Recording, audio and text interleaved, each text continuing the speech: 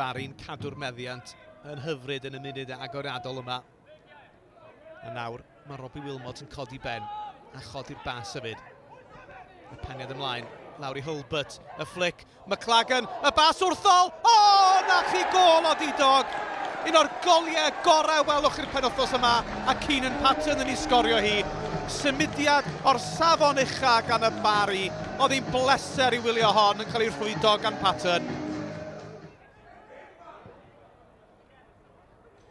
Y bas hir lawr y sianel. Patton y sgoriwr. Bale yn cael ei gosod.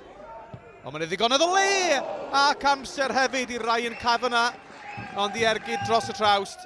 Os dim angen trwyddau proffesiynol y weithan i chi ddifalu lle mae hon yn mynd. Phillips ar tafliad. Y cyffyrddiad gan y golwr a mae'n syth mewn! Ac mae'n cyfri hefyd. Fe ddath i oddi ar law y golwr ac mae hynny'n golygu bod hi'n gol ddilys. Tafliad hir Jake Phillips a mae honna yn gol i'w rwyd i hun gan Liam Armstrong y golwr. Gol ryfedd ond gol sydd dod ar Fflint yn gyfartal. 32 funudau i chwarae ac i gornel yn cael ei ffenio yn erbyn y traws a Seinti sy'n rhwydo. Mae'r Barri nôl ar y blaen a ble oedd amddiffyn y Fflint dwedwch wrth i Seinti a Maggots yn ddathlu. Nid yn unig peniad rhydd i William Richards ond hefyd Seinti ar ei ben ei hun i rwydo. George. Kavanagh i Hulbert. Hulbert yn ergydio. Arbediad cyfforddus. Mae'n cynnig gan y chwaraewr sy'n anelu am yr esgyd air. Wilmot. Bas hyfryd ar ei droed chwith. A mae'r amddiffynwr di neidio mewn sy'n golygu bod Evan Press yn glir. Press i mewn i'r cwrt. Y golwr yn ei gwiro hi i lwybr Keenan Patton sy'n sgorio am yr eilwaith praw ma a gyda llai na 20 munud yn weddill.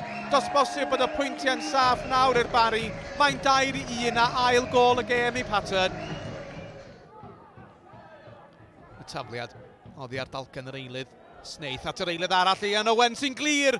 A mae'n ei thynnu ar draws y cwrt bach, dyna neb yno.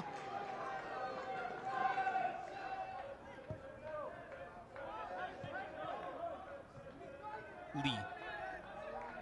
Isaac Lee. A pam lai. Lle o'i flaen. Ceisio croesi. Mae dal ar dir y byw. O, a lle i Jake Phillips groesi.